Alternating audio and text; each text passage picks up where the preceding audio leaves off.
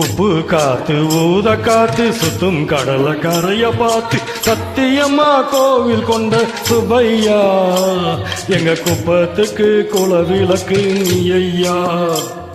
வாட காத்து வீச பார்த்து அலைய எதிர்த்து வலைய போட்டு மீன் பிடிக்கும் தொழில் நடக்குது முத்தையா. கரை மீண்டு வர காவல் உந்தன் வேலையா. திருச்செந்தூர் ஆண்டவனே வேல் முருகா தினம் உனக்கு நன்றி சொல்வோம் மால் மருகா.